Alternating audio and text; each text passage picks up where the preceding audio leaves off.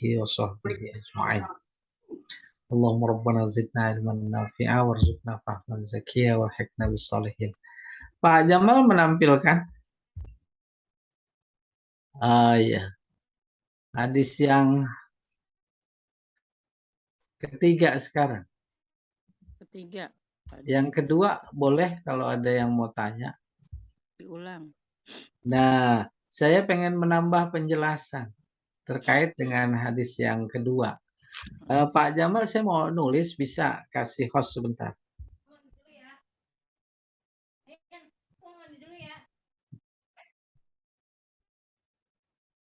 Sudah, Ustaz. Oke. Nih. Bentar ya. Kemana nih?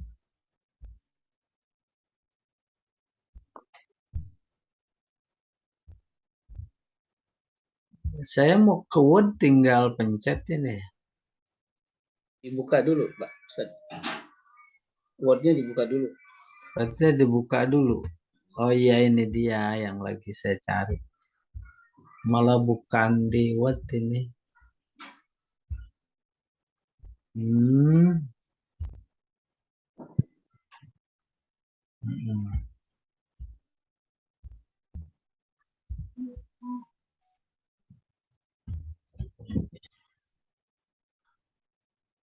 Bentar ya.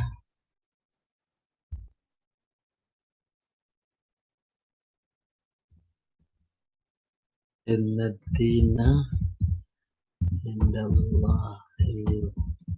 Belum keluar, Ustaz. Belum keluar ya? Caranya belum.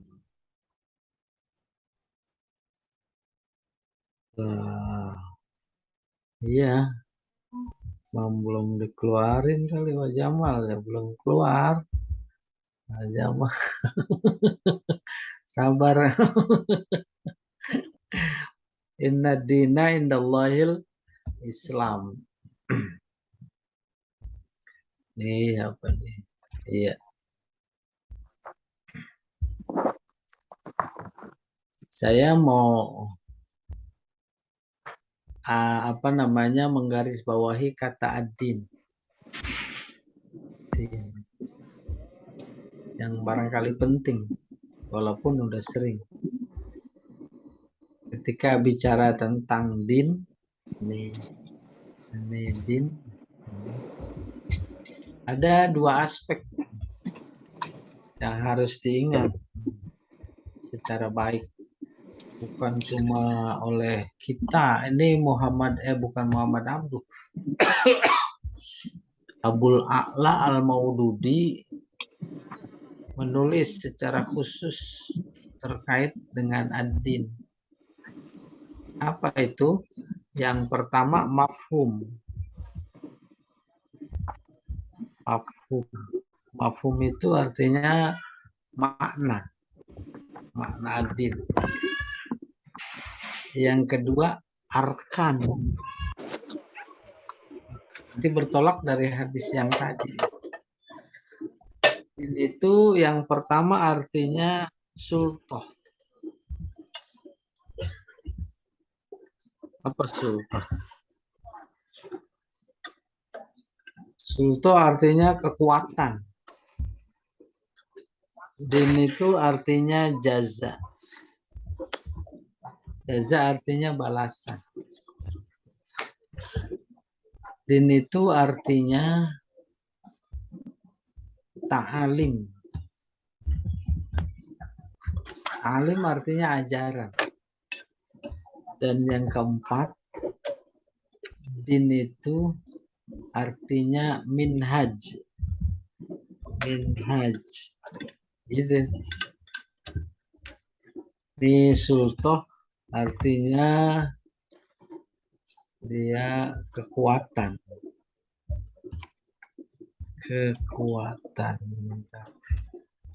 Bantu ya. Kekuatan. Jaza artinya apa? Balas.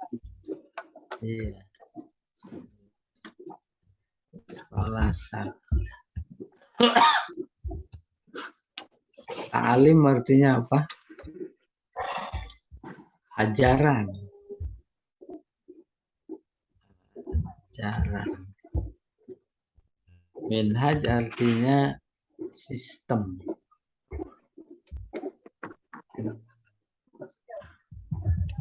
Sistem. Itu. Ketika din artinya kekuatan, maka kalau umpamanya tidur larut malam karena habis kerja berat, terus jam 3 baru tidur, terus azan subuh berkumandang, dia bangun ke kamar kecil, berwudu, berangkat ke masjid. Kan itu perlu kekuatan, bukan kesehatan, kekuatan. Pertanyaannya kekuatan apa itu? Kalau bukan kekuatan agama, kita jawab kekuatan iman. Nggak apa-apa, karena isi agama iman. Nah, kayak begitu kita gambarkan ad-din. Mereka yang jalan dari Ciamis, kumpul 212 di Monas. Pertanyaannya apaan itu yang mendorong mereka? Din. Itu arti din gitu. Kalau din itu artinya balasan, emang real disebut dalam Al-Quran. Maliki yaumiddin, hari pembalasan. Kiamat. Bahkan ara'aital ladzi yukadzibu biddin, tahukah kamu orang yang mendustakan agama, maksudnya mendustakan balasan, yang bersedekah, berbuat baik, mengharap balasan, itu dia dianggap mendustakan agama. Apa sebab? Sebab Allah sudah siapin balasan, ngapa jadi minta sama dia? Gitu seolah-olah. Itu din artinya balasan. Ketiga, ta'alim artinya ajaran. Karena dalam agama memang isinya ajaran. Perintah, larangan. Orang nggak punya ajaran. Kita bilang orang nggak punya agama. Ya, betul tidak? Itu. Bangsa sendiri dihajarin. Sementara bangsa lain nggak pada galak. Gitu. Yang keempat, din artinya minhaj. Minhaj artinya sistem. Sistem apa? Sistem hubungan. Sistem hubungan kepada apa? Kepada Allah. Itu din. Sistem hubungan kepada Allah melahirkan kata. Namanya ibadah. Maka kita lagi beribadah. Ibadah itu sendiri adalah sistem. Sistem apa? Sistem berhubungan. Kita lagi berhubungan dengan Allah. Mana ada dalam Islam hidup ini yang bukan ibadah. Semua ibadah. Maka ibadah-ibadah yang dikemas dalam sebuah kata namanya syariah. Syariah itu jalan, sedang berhubungan. Dan itu adalah sebuah sistem. Dan sistem hubungan kepada Allah nggak mungkin diciptakan oleh manusia. Dia mana bisa? Allah yang bikin. Wahai hambaku, kalian tak tahu jalan menujuku. Maka aku buatkan, dikemas dalam sebuah kata namanya din. Maka dia berfirman, inna dina indallahil Islam. Dimaksud sistem yang kedua, bukan sistem hubungan kepada Allah saja, tapi kepada sesama makhluk. Oleh karena itu, ketika kita kepada sesama manusia, itu adalah sistem berhubungan, melahirkan kata, namanya muamalah. Maka Nabi bersabda, ad-din al-muamalah. Agama adalah sistem berinteraksi. Interaksi kepada sesama manusia, interaksi kepada sesama makhluk. Nah, hadis yang kemarin sudah kita baca oleh para ulama dimaknai terkait dengan agama, dimaknai sebagai rukun agama. Ini yang terkait sama hadis. Apa saja itu? Pertama, iman. Sebab Jibril datang bertanya kepada Nabi Muhammad, akhbirni anil iman. Saya lebih cenderung kepada hadis yang itu. Yang pertama ditanya tentang iman. Tapi yang hadis kita baca itu Islam, nggak apa-apa. Ya. Nih, iman. Iman. Tuh. Baru yang kedua Islam.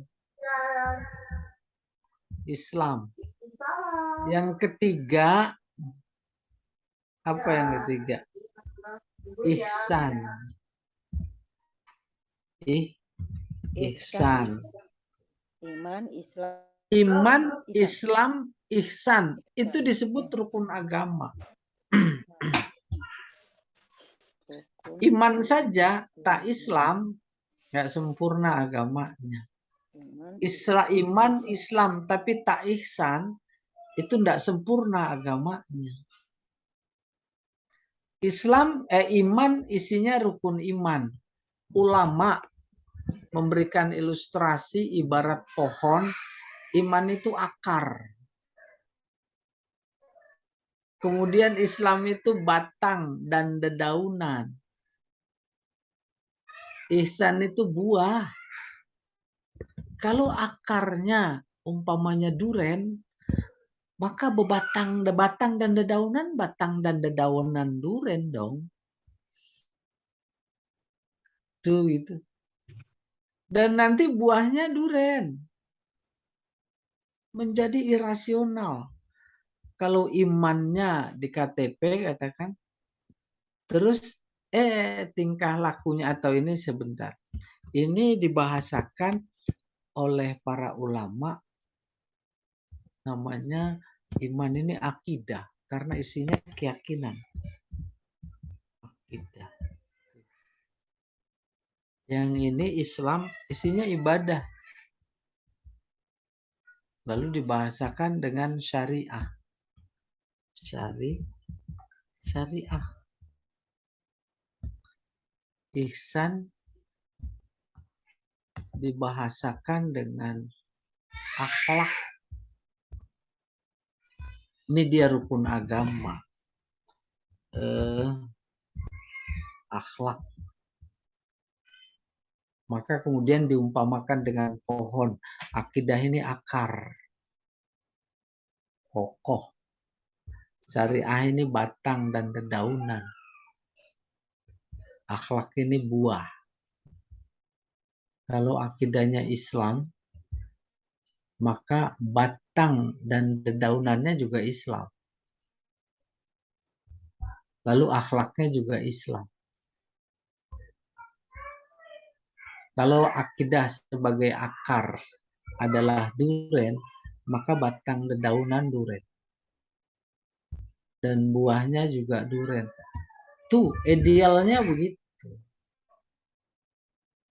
Udah kebayang insya Allah. Fenomena di tengah masyarakat, dia mengaku Islam, akarnya Islam. Syariahnya malah bukan Islam. Ibaratnya benihnya, bibitnya, bijinya duren, akarnya duren, ininya pohon apa yang lain? Nangka. Pohon nangka. Itu. Pas berbuah, buahnya yang nggak enak dimakan. Apa tuh? Apa ya? Buah apa? Ada yang di pinggir kali gede-gede kayak jeruk Bali. Dalamnya nggak bisa dimakan. Buah bernuk. Ada yang bilang gernuk. Nah ya itu ciri orang kampung. Orang kota mah nggak kenal gernuk. Saya kenal, kan saya orang kampung. Pinggir kali. Aku bayang. Maka akidah di sini la ilaha illallah. Syariatnya yang dia lakukan, baik semua aspek kehidupan itu berorientasi kepada la ilaha illallah. Itu maksudnya. Allah. Dalam politiknya dia bawa la ilaha illallah. Dalam ekonomi, dalam budaya, semua itu namanya beragama yang benar. Maka produk politiknya dalam bentuk akhlak. Akhlaknya akhlak la ilaha illallah.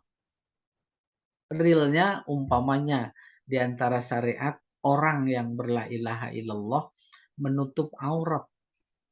Nah, itu dia tuh. Menutup aurat. Baik laki maupun perempuan. Terkait aurat itu konotasinya perempuan. Giliran main poli dibuka semua hijabnya. Jadi tontonan gratis. Maka tidak sempurna agama. Terus akhlaknya, dia berperilaku orang-orang yang tidak beragama Islam. Nah, itu yang diambil kesimpulan dari datangnya malaikat Jibril bertanya kepada Nabi, lalu ditutup. Itu malaikat mengajarkan kita beragama. Kalau akarnya Islam, maka batangnya harus Islam. Akar dan batangnya Islam, buahnya pasti Islam, yaitu akhlak. Dari sekian iman, syariah, atau iman, Islam, ihsan, yang paling pertama kalau menanam pohon, buahnya bukan. Buah, kalau buahnya mau bagus, ya akarnya harus bagus, diberi pupuk, diberi pelajaran pendidikan, agar tidak rapuh. Maka konsekuensinya batangnya yaitu Islam bagus. Ketika akar sama batang dedaunan itu bagus karena diberi pupuk, itu tak ragu lagi dipastikan buahnya bagus. Buahnya adalah akhlak. Maka sasaran tembak dakwah Nabi itu bukan iman, bukan Islam. Idealnya akhlak. Lalu dia bersabda, innama bu'istu liutammima makarimal akhlak. Beliau tahu bagaimana agar buah tanaman ini bagus, akhlaknya bagus, maka bermula dari akidah, yaitu la ilaha illallah. Periode Makkah, periode pembangunan akidah. Baru kemudian syariah di Madinah. Akhlak seolah bukan proses. Akhlak itu adalah hasil. Kemudian terkicau dengan pembangunan revolusi mental ya. Sekarang lagi diganti sama revolusi akhlak gitu kurang lebih. Selesai. Kita kembali ke Pak Jamal. Silakan Pak Jamal. Tadi hadisnya ditampilkan. Tontonannya maupun jalan Boleh. kemari dia. Iya.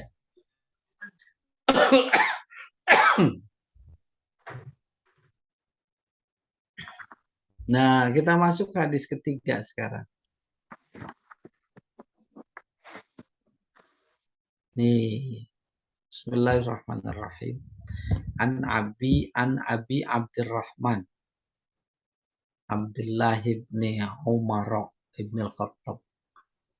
Dari seseorang bernama Abu Abdurrahman. Siapa dia? Abdullah bin Umar. Siapa dia? Putra Khattab. Radhiyallahu anhu maqala. Sami'tu Rasulullah sallallahu alaihi wasallam yaqul. Aku mendengar Rasulullah bersabda. Budiyal Islamu ala khamsin. Nah, ini belajar balaghah ini. Islam dibangun atas 5 dasar. Syahadatu. Apa syahadati? Syahadatu boleh. Takdirnya khobar dari mubtada yang dibuang. Itu kelamaan. Tapi yang lebih cepat syahadati. Badal dari khamsin. Ya, badal ba'd min kul namanya. Syahadati alla ilaha illallah. Syahada artinya bersaksi bahwa tidak ada Tuhan kecuali Allah. Terus bersaksi lagi bahwa Nabi Muhammad adalah Rasulullah, utusan Allah. Bersaksi lagi. Gitu, wahnya itu huruf ataf. Syahadah, wa syahadah, wa syahadah. Bersaksi, mendirikan sholat, mengeluarkan zakat, pergi haji, puasa Ramadan. Rahul Bukhari wa Muslim. Di sini pergi haji dulu. Puasa Ramadannya terakhir. Soal urutan, soal dengar. Bisa jadi yang hadisnya berbunyi bahwa puasa Ramadan dulu, wahijjul baiti man istata'a ilaihi sabila, pada kesempatan lain nggak ada masalah. Ini yang menarik di sini bunia. Bunia artinya dibangun. Apaan yang dibangun? Islam. Memberikan informasi bahwa Islam itu bagai bangunan. Bahkan dalam ayat Al-Quran Allah menggambarkan lewat isti'arahnya, Islam itu bagai ruangan. Apa itu ayatnya? Udkhulu fisilmi kafah. Masuk ke ruangan Islam. Kita alhamdulillah Muslim, berarti kita sudah berada di dalam ruangan. Bukan ruangan kelas, ruangan masjid, ruangan aula, bukan. Tetapi ruang kehidupan.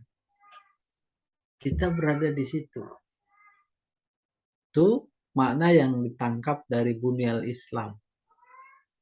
Islam kok dibangun? Oh, berarti Islam seperti bangunan. Bangunan tak lain adalah ruangan. Tapi dalam konteks Islam, ruangan bukan cuma aula, masjid, istana, bukan. Tetapi ruangan kehidupan. Udah kebayang insya Allah. Semua sudut bagian ruangan itu, makna Islam dibangun, itu adalah bagian dari Islam. Dalam ruangan kehidupan, di sana ada kehidupan-kehidupan. Kehidupan berpolitik, aspek kehidupan, politik, ekonomi, sosial, budaya, seni, apa saja, semua relung kehidupan adalah bagian dari Islam bagi seorang Muslim. Nggak ada istilah ini mah dunia, ini mah akhirat. Nggak ada. Semuanya Islam. Maka seorang politikus Muslim di mana saja, kapan saja, dia harus menyuarakan, membawa konsep la ilaha illallah. Kalau dia anggota DPR, maka produk undang-undangnya harus sesuai dengan la ilaha illallah. Itu makna yang dikandung. Bunyal Islam ala khamsin. 5 dibangun. Pertama, syahadat. Gambarkan sebagai pondasi. Yang kedua, sholat bagaikan tiang. Semua unsur bangunan ini. Zakat, atap. Pergi haji, teras. Puasa Ramadan. Puasa Ramadan ini dinding. Bukan itu yang hendak dicoba dijabarkan. Syahadah. Maka bunyinya ketika orang masuk Islam itu asyhadu. Asyhadu bersaksi. Bersaksi tak bukan dan tak lain maknanya sama dan sebangun ketika di sebuah pengadilan dalam satu kasus ada saksi. Itu syahadah, saksi. Si A saksi. Maknanya Dia melihat, dia mengetahui, dia mendengar apa yang terjadi. Ketika kita bersaksi tak ada Tuhan kecuali Allah, maka kayak begitu persis. Betapapun tidak dengan indera, paling tidak dengan akal.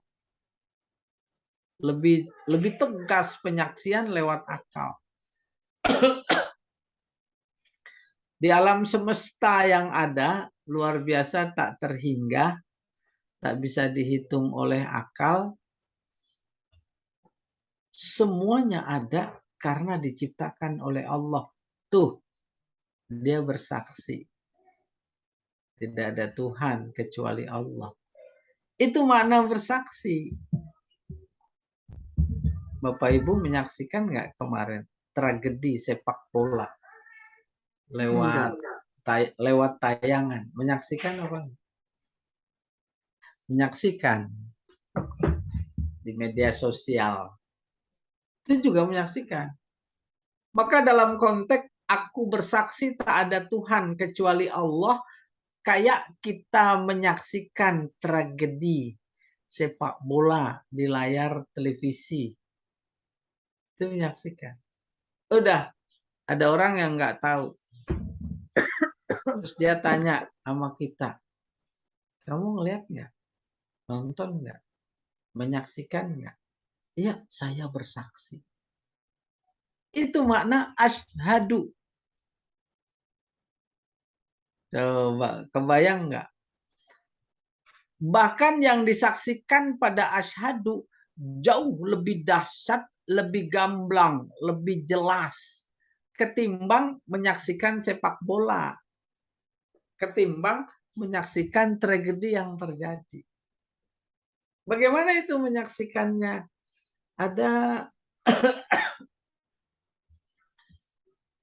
Ada langit, ada bumi, ada gunung, ada pohon, ada binatang-binatang. Kejauhan kali di diri kita. Ada mulut, ada telinga, ada mata, ada hidung, ada tangan, ada kaki. Itu bukti apa bukan? Adanya Allah. Bukti adanya Allah. Mana mungkin tuh tangan jadi sendiri. Tuh telinga jadi sendiri. Maka saat akal kita berkata pasti ada yang bikin tak lain adalah Allah, baru kita asyhadu. Itu makna asyhadu alla ilaha illallah. Oleh karena itu, kita memang harus memperbaharui, mengaktualisasikan kata asyhadu dalam keseharian kita. Tak ada ciptaan Allah yang tidak menunjukkan keberadaannya. Tak ada ciptaan Allah yang tidak menunjukkan kekuasaannya, bahkan keesaannya. Karena udah sampai pada titik itu, semuanya adalah menunjukkan keesaan Allah, kekuasaan Allah, keberadaannya, baru berbobot ungkapan asyhadu.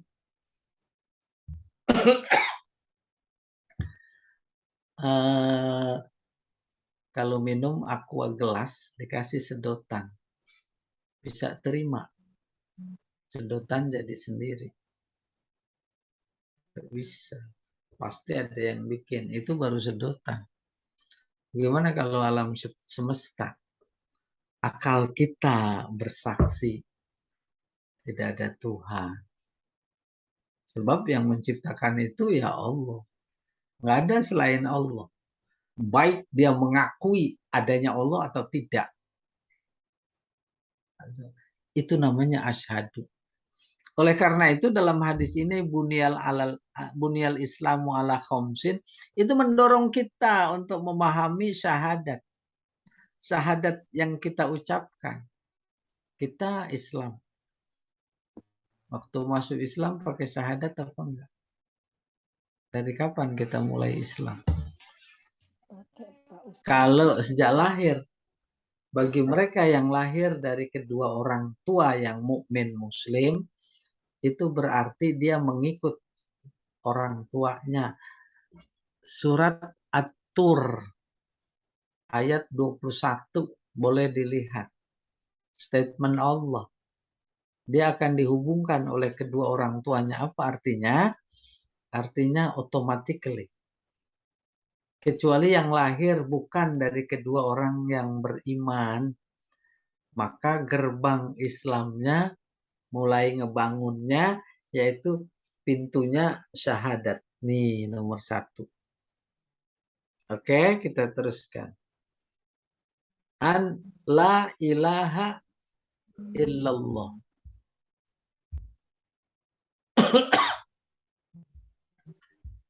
Tidak ada satu Tuhan pun.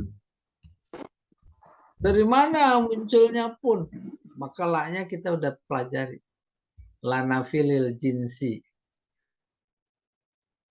Dalam ayat haji, la rofasa. Tidak boleh ada satu rofas pun dalam haji berpakaian ihram. Wala fusuko. Tidak boleh ada kefasikan sedikit pun. Wala jidala. Nah, itu ada punya lanafilil jinsi. Ini. Ketika kita memahami dalam zikir la ilaha illallah, terus terbayang dalam pikiran. Tidak ada apaan Tuhan. Maka kita mengosongkan pikiran, hati dari Tuhan selain Allah. Kosongin itu. Gak ada Tuhan, nggak ada. Gak ada. Dalam dunia tasawuf disebut namanya takholli. Takholli artinya mengosongkan. Baru abis la ilaha illallah, illallah. Kecuali yang ada di dalam pikiran hati kita Allah. Itu namanya tajalli. Dalam konteks perbuatan, sebagai mukmin muslim, disuguhi makanan yang tak sesuai dengan syariat. Ditolak. Sebab yang ada di dalam dirinya sesuai dengan rukun Islam yang ada, tidak ada Tuhan kecuali Allah. Yang ada di dalam dirinya Allah, dalam pikirannya Allah. Yang disuguhkan makanan bertentangan dengan syariat Allah. Itu dia aplikasi dari la ilaha illallah. Kalau tibang disuguhin, ya kecil makanan minuman. Kalau disuguhinnya kwetansi, tuh disuguhinnya amplop. Amplopnya kayak karung semen. Coba. Terus diambil. Pergi itu Allah di dalam pikiran. Udah kebayang agak susah ini ya. Kami kayak begini. Hadis Nabi bunyinya begini. La yazni zani haina yazni wa huwa mu'min. Gak ada orang berzina, lagi berzina dia beriman. Kan hilang itu imannya. Oke, hilang. Kalau imannya ada, nggak mungkin dia berzina. Wala yasriqus sariq haina yasriq wa huwa mu'min. Tidak ada pencuri saat mencuri dia beriman. Ini juga begitu. Nggak ada ketika dia mengambil amplop, katakan, mengambil hidangan yang disuguhkan padahal itu bertentangan dengan syariat, itu diambil la ilaha illallah ada. Maka pada saat diambil Allah tidak ada. Karena Allah tidak ada, maka syahadatnya menjadi cacat. Dia nggak bersaksi di situ ada Allah pada larangannya. Sehingga di setiap larangan dan perintah sebagai ajaran agama ada Allah nggak di situ? Ada. Ketika kita mengatakan ada, itu namanya syahadah. Menyaksikan. Di buah-buahan ada Allah. Di air gemercik ada Allah. Di hujan yang turun ada Allah. Emangnya turun sendiri? Itu buah manis, emang manis sendiri. Itu bunga-bunga luar biasa indah, warna-warni. Emangnya ada yang warnain selain Allah? Maka pada titik semua serba Allah, itu dia namanya syahadatu alla ilaha illallah. Syahadatu alla ilaha illallah yang dimiliki oleh para sahabat emang begitu konkret. Genderang jihad ditabuh, mereka bergegas menyaksikan adanya kebesaran Allah, adanya kebenaran janji Allah. Apa janjinya bagi yang jihad? Surga. Maka bagi mereka itu sudah tergambar surga di kelopak matanya. Begitu dia menyaksikannya, akhirnya meninggal di medan laga, maka disebutnya syahid. Artinya sangat menyaksikan. Yang kedua, bukan cuma itu. Tak mungkin Allah langsung menyampaikan, bukan tak mampu menyampaikan ajarannya. Maka dia angkat seseorang dari kaumnya, dari bangsanya, bangsa manusia sebagai rasul. Nah, mengimani seseorang dalam hal ini Nabi Muhammad sebagai rasulnya itu juga bagian dari syahadat. Maka syahadat ada dua. Syahadat Rasul, asyhadu anna Muhammad Rasulullah. Syahadat apa satu lagi? Syahadat Allah, la ilaha illallah. Selesai. Hanya dengan syahadat. Syahadat Rasul. Iya, syahadat Rasul. Tauhid. Syahadat tauhid. Iya, syahadat tauhid, syahadat Rasul. Belum cukup, kata Allah. Syahadat ketika orang baru masuk Islam umpama asyhadu, itu maknanya janji. Aku berjanji ya Allah, mulai detik ini aku siap taat apa perintah, apa larangan. Janji. Allah tahu betul manusia itu punya sifat lupa karena emang dia yang bikin. Dan dia lupa janjinya itu. Atas dasar itu logika rukun Islamnya. Yang kedua salat. Salat adalah komunikasi dengan Allah. Salat adalah komunikasi. Pak, saya mau nulis lagi ya. Coba Pak dikasih. Nah, ini nih. Nih. Yang kedua nih ya.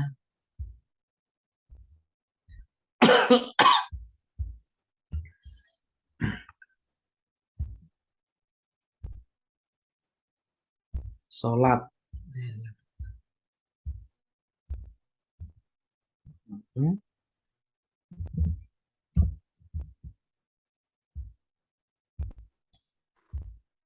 Salat, sorry.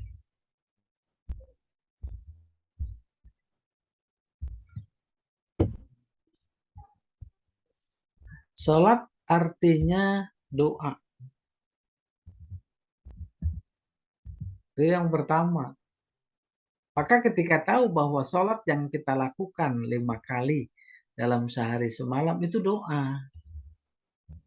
Dari mulai Allahu Akbar sampai Assalamualaikum semuanya harus pahami sebagai doa. Doa artinya minta. Allahu Akbar. Ya Allah engkau maha besar, aku hambamu kecil. Lindungi aku. Gak usah diucapkan, itu di hati. Bismillahirrahmanirrahim. Ya Allah, engkau maha pengasih, lagi maha penyayang. Kasihi aku, gitu kurang lebih. Kan doa minta. Apalagi Rabbi firli warhamni wajburni warfa'ni dan seterusnya. Yang kedua, salat artinya silah. Silaturahim. Kita diberikan sarana oleh Allah untuk bersilaturahim dengannya, namanya salat. Silaturahim. Paling sering ibadah di samping maknanya silaturahim adalah sholat. Apa maknanya? Apa maksudnya? Agar sering berkomunikasi dengan Allah. Apa tujuannya? Jangan lupa sama janji syahadat tadi. Itu maksudnya. Maka rukun Islam yang kedua setelah syahadat, sholat. Supaya kita tidak lupa akan janji kita. Kan sering ketemu tambah kenal. Kalau sering ketemu tapi nggak kenal-kenal, itu yang problem. Silah nih. Yang ketiga, artinya dukhul, masuk. Ini bermakna sholat dukhul. Masuk. Masuk kemana? Pertama, masuk ke akhirat. Masuk ilal akhirah. Akhirah. Jadi Allahu Akbar, masuk kita ke akhirat. Lupakan dunia. Nggak ingat apa-apa. Itu makna yang dikandung oleh kata sholat. Terus yang kedua, maksudnya masuk. Masuk ilal jannah. Ilal jannah. Orang sholat masuk surga. Nah, yang paling penting dalam konteks tadi, sholat adalah ini, komunikasi. Jangan sampai kita lupa dengan janji kita, yaitu aku berjanji ya Allah pada syahadat itu, siap apa perintah, apa larangan. Sudah selesai. Pak Jamal silahkan yang kembali lagi, Pak. Baik, Ustaz, terima kasih atas Alhamdulillah. pada siang kali ini. Selanjutnya bagi Bapak dan Ibu yang ingin bertanya terkait tema kita, yaitu hadis ketiga, dipersilakan. Kita masih ada waktu beberapa menit ke depan. Silakan. Ya Ustadz, saya mau bertanya. Assalamualaikum. Waalaikumsalam warahmatullahi wabarakatuh.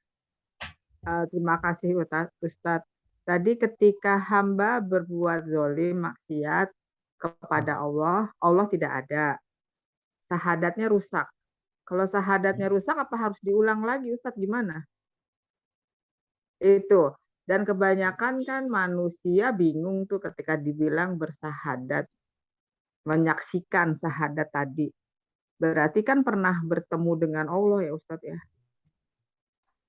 Tapi kan kebanyakan kita lupa kapan kita mau syahadatnya. Nah itu bagi yang Islamnya karena keturunan itu mungkin jadi gimana ya, kurang memahami Islam. Beda dengan orang yang mu'alaf mungkin karena dia dari awal dengan perjanjian yang dia mulai tadi sebagai apa tadi ya, ketika dia mengucapkan syahadat kan dia berjanji, itu kan pasti dia karena sebagai hamba tadi dia melakukan itu Ustadz. Ya, pertanyaan saya tadi itu ketika syahadat rusak, apakah kita harus mengulangi lagi dan tadi memahami syahadat ketika kita sebagai muslim yang keturunan. Terima kasih Ustadz. Bisa dipahami Ustaz pertanyaannya? Insya Allah kan ada Pak Jamal. Ujian mah hair itu Ustaz. Apakah ujian itu boleh hair Ustaz? Gitu kalau gua. Pintu gerbang Islam syahadat. Kalau syahadatnya rusak, rusaknya dulu diposisikan, dipahami kayak apa. Dia mengingkari lagi syahadat itu baru dia keluar.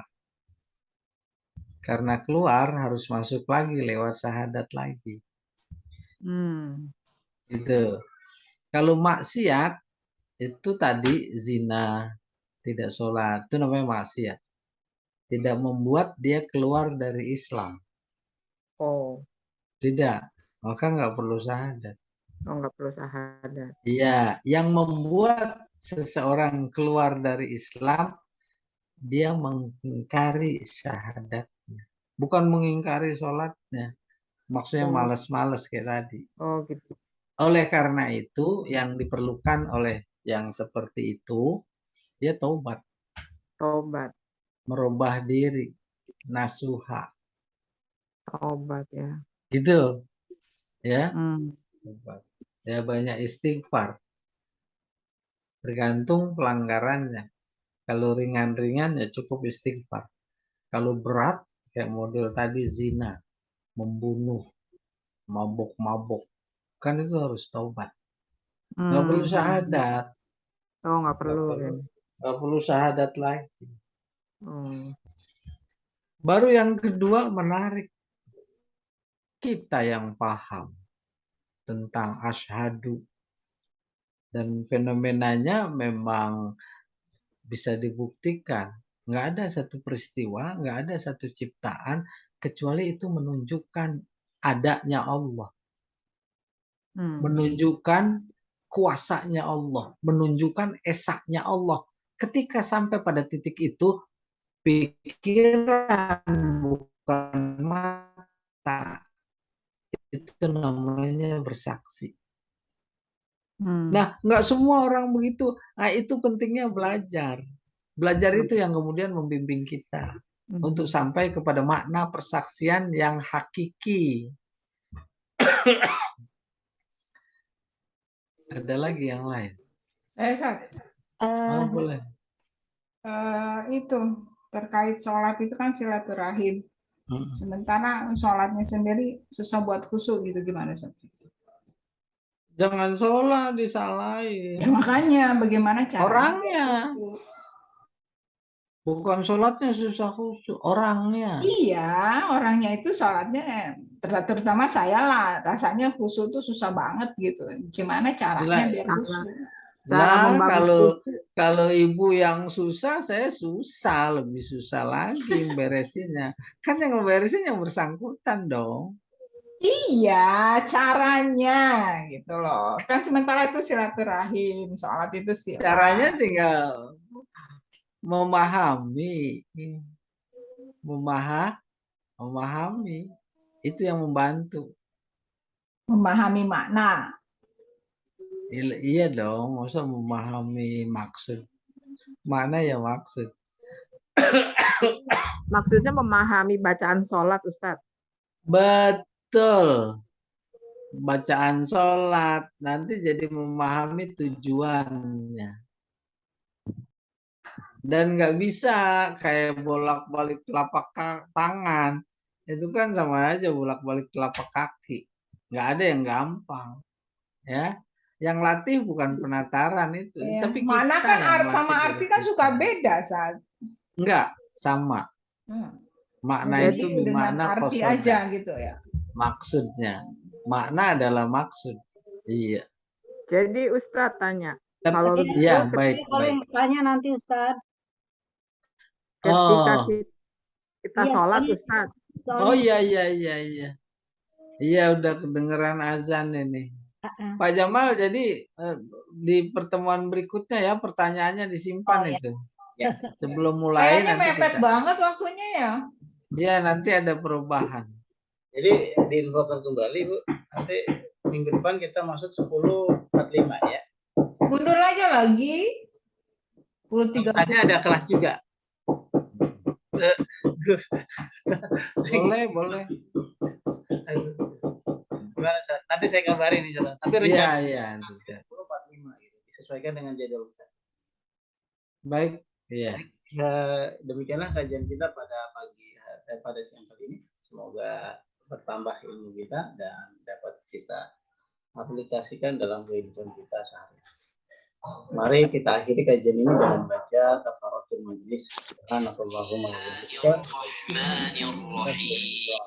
Assalamualaikum warahmatullahi wabarakatuh. Waalaikumsalam. Waalaikumsalam Assalamualaikum warahmatullahi wabarakatuh. warahmatullahi wabarakatuh.